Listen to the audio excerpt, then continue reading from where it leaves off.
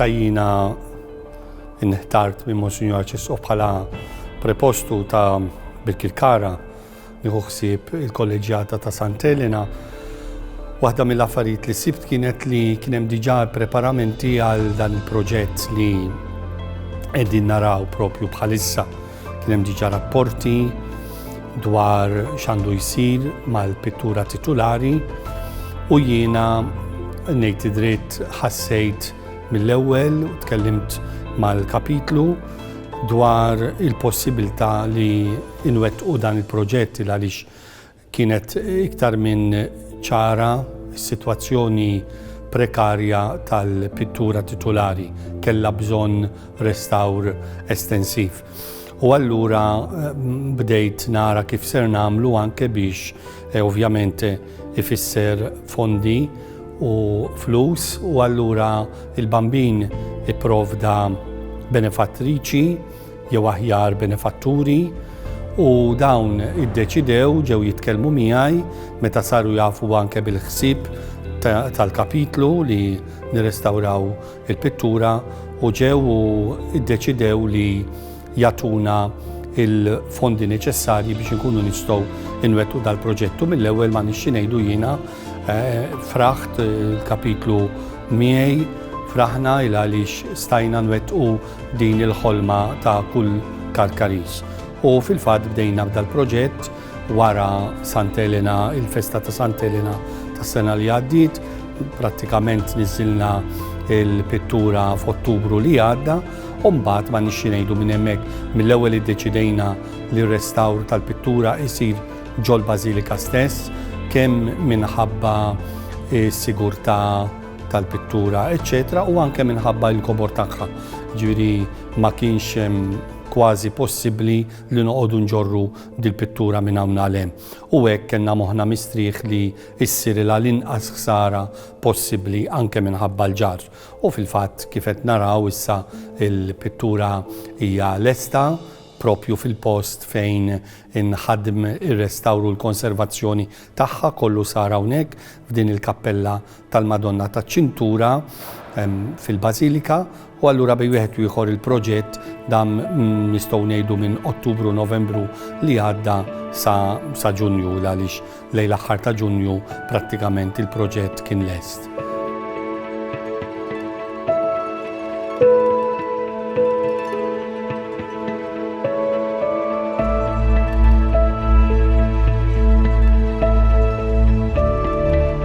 Il-kumpanija tagħna Titular de Restawr ġiet ikkommissjonata mill-kapitlu tal-Kollegjata Bazilika ta' St Helena biex tikkonserva u tirrestawra il-kwadru titolari ta' St Helena sib is-Salib.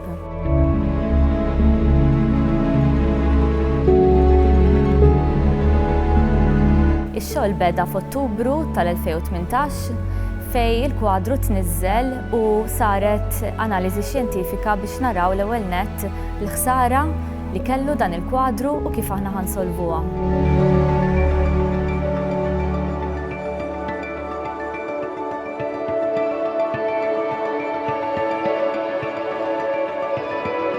L-artist Francesco Zahra pitter dan il-kwadru fl-1763 u jidher illi biex pitter il-qaddisa St Helena ġie ispirat mill-istatwa ta' St Helena illi nsibu fil-Bazilika ta' San Pietru ġewwa l-Vatikan f'Ruma. Interessanti wkoll illi wara li pitter dan il-kwadru fl-1837 l-artist u skultur Malti Salvatore Psaila ġie ispirat minn dan il-kwadru biex ħoloq u għamel l-istatwa titolari ta' din il-knisja. Interessanti wkoll li l-proporzjonijiet tal-qaddisa ta' St Helena li naraw f'dan il-kwadru titolari huma l-istess għal dawk li nsibu fl-istatwa fl-iskultura titolari wkoll ta' din il-Bazilika.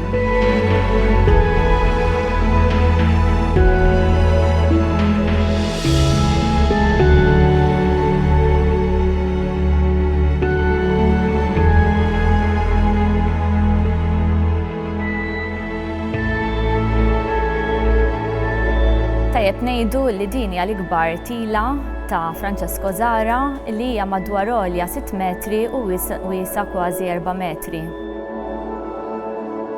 Il-figura ta' St Helena tiddomina il-parti ċentrali tal-kwadru fejn madwarha nsibu 10 figuri li kollha juru emozzjonijiet u espressjonijiet diversi fejn joħolqu iktar importanza wkoll għal din il-qaddisa li nsibu f'dan il-kwadru.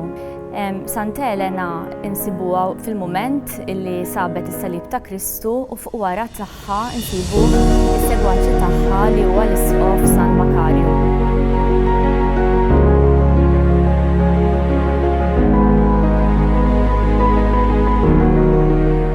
The state of conservation of the painting was fairly good. In fact, in the past, the painting was varnished several times to do like a refreshment of the varnish. And unluckily, by time, this varnish becomes yellow and it altered. That's why the first step of our treatment consisted on the cleaning of the painting. We used the water in oil emulsion to remove the yellow varnish. And also we had a second step of cleaning in the removal of overpaintings. In fact, in the past, several artists restored repainted the crown of St Helen, and it was completely different. For example, there was like a bright blue on a jewel that it was not original, a bright red, and also the halo was completely bright yellow and it was not original at all.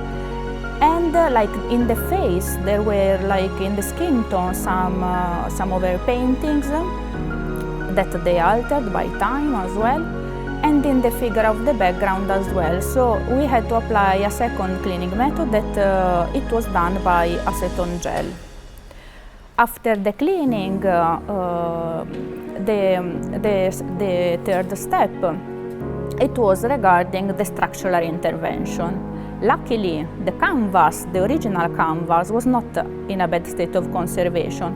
It was for sure full of dust and grime, but once that we removed them, it was in a good state of conservation, and it was really interesting to see the original technique of the artist. In fact, there were like 3 pieces of canvas, joined them together. And the same was for the strainer frame. The strainer frame was composed by 3 smaller strainer frames. But the problem of the strainer frame was that it was neither expandable and nor beveled. And this problem, these drawbacks affected also the color. In fact, at the front we found out a lot of marks, and unluckily these marks were affecting some detachment of the original color. That's why it was very necessary to treat all the deformations thanks to the humidity. And after this treatment by means of humidity, it was also possible to level down all the crackle air. It was time for the consolidant. It was applied a very good consolidant, a thermoplastic one, that it's compatible with the weather in Malta. And this consolidant made the original canvas stronger and elastic. That's why it was possible to preserve the original canvas, and for us it was a very good goal. We reached a great goal because we can say that most of the painting now it's original from the front and from the back. Unluckily, the original strainer frame, it was not in a good condition, as I said, and we had to change it.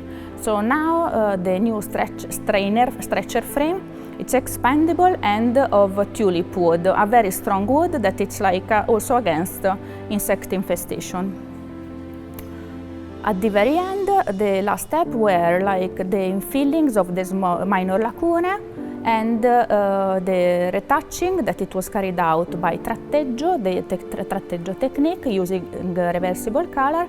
And the last step, it will be, because it's not ready yet, a final varnish, and we will use like a low molecular varnish, easy to remove for the future restorers, and also with the UV filter protection.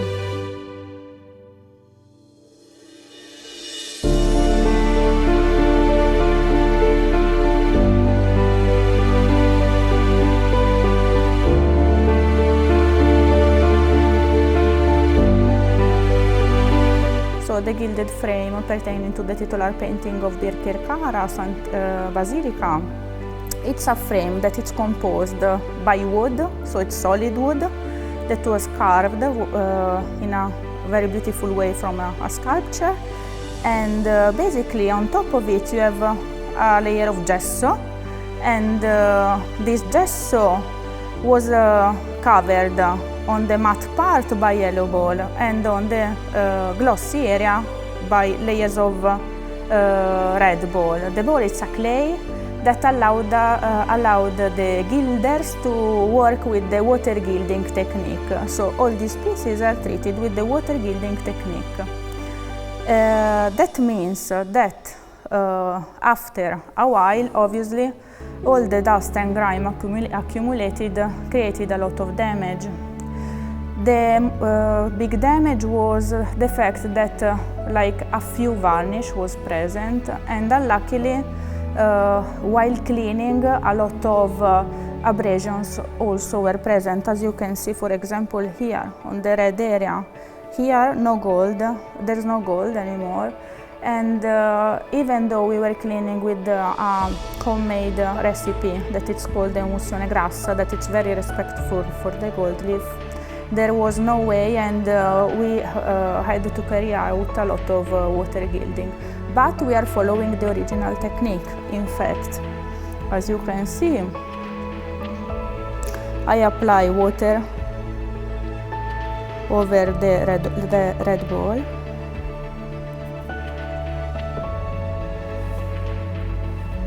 Then the gold leaf on top.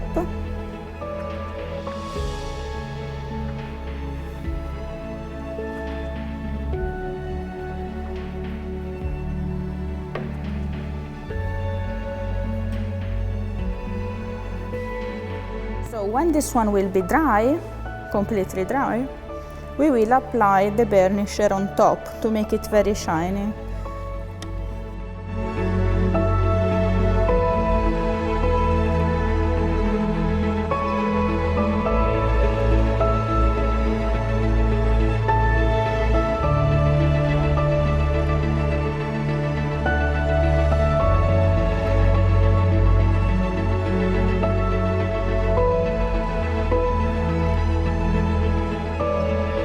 We can say that after this new treatment of cleaning, consolidation, infillings, and final consolidant of the frame, now the new gilding is very stable and it will last for years.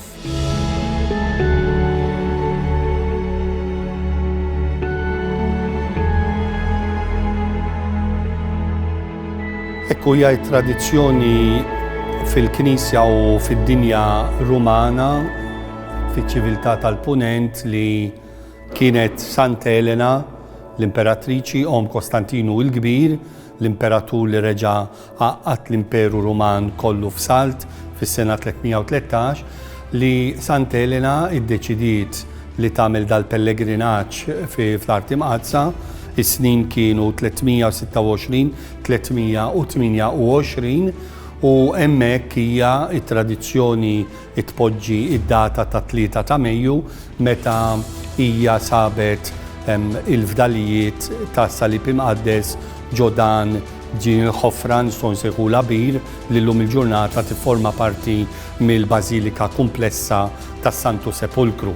U allura il-pittur Zahra propju fis-sena 1763 ipitter dil-pittura propju għal din il-Bazilika li kienet għadha kemm inbniet ftit 20 ta' snin qabel, u jpitter dil-figura majsuża tal-imperatriċi flimkien ma' dawk involuti fin-nofsu. Jekk aħna nibdew minnata il-law naraw l-imsimer u l-iskrizzjoni, kull min imur Ruma jista' jżur il-Knisja jew aħjar il-Bażilika ta' Santa Croce in Ġeruzalemme, propju fejn hemm dak kollu li St Helena sabet il-Palestina ġaritu magħha Ruma, għamlet din il-knisja propju fil-post fejn kella il-palazz tagħha u hemmhekk għadhom ikkonservati dawn, ġifieri dawk ilhom hemmhekk 17,000 sena.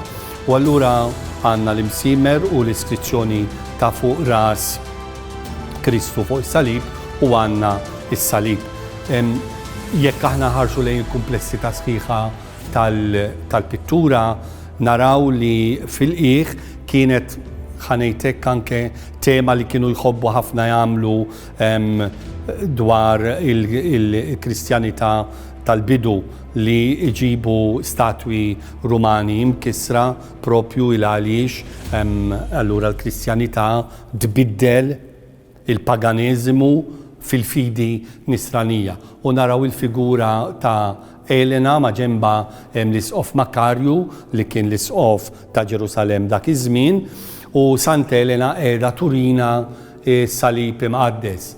Jiena taffaxxinani ħafna ngħid id-dritt il-wiċċ ta' St Helena kif pittru Francesco Zahra għaliex apparti milli poġġa l-Ispirtu Santu u r-raġġ ta' dawl nieżel fuq wiċċha, x'kien tħares fid-dettall lejn il-wiċċ ta' St Helena tara dik il-kisra tal-wiċċ bħal meta bniedem kważi jibki imma bil-ferħ. U allura bil-ferħ li hija sabet is-salib imqaddes u f'dak il-mument qiegħda propju fil-pożizzjoni li tippreżenta dan is-salib lid-dinja nisranija. U allura ma nixxi ngħidu tħares lejn din il-pittura kontinwament tibqa' tiskopri anke id-dettalji l-uċuħ il-ġmiel tagħhom. Jiena m'iniex pittur u m'iniex artist biex noqgħod nagħti l-ispjega dettaljata tal-teknika ma nixxi ngħidu tal-pittura, però ma tridx wisq erf biex tinduna bil-kwalità superjuri ta' din il-pittura ħirġa minn dan il-pittur tas-seklu 18. Ipoġġi lil Elena f'dan il-mument. Jiena inħares leha u mbagħad iktar tard Salvatore Psaila meta għamel l-istatwa tant devota u maħbuba mill-Karkariżi kollha jieħu l-figura ta' Elena minn din il-pittura u jagħmel l-istatwa propju fl-istess forma. Hija il-forma fejn Elena qiegħda tippreżenta is-salib u fl-istess ħin nista' ngħid qiegħda tqim is-salib imqaddes li kien is-sinjal tas-salvazzjoni. Jiena naħseb li meta missirijietna iddeċidew li jgħidu lil Francesco Zahra biex jagħmel din il-pittura, kellhom propju dan il-ħsieb jafu li kien se joħroġ biċċa xogħol tajba bħalma kien diġà għamel f'ħafna knejjes oħra ġewwa Malta u fil-fatt irnexxielu li aħna irrestawrajna din il-pittura ma nixxi ngħidu kien pass ieħor importanti kemm fl-istorja tal-Kollegjata anke fl-istorja tal-arti f'pajjiżna. Jalla kull min ħares lejn din il-pittura, kull min jidħol fil-Bazilika jinġibet lejn id-devozzjoni li Elena qiegħda turina lejn is-salib imqaddes u bħala u fuq l-eżempju tagħha aħna wkoll ikollna kontinwament din id-devozzjoni lejn is-sinjal tas-salvazzjoni tagħna.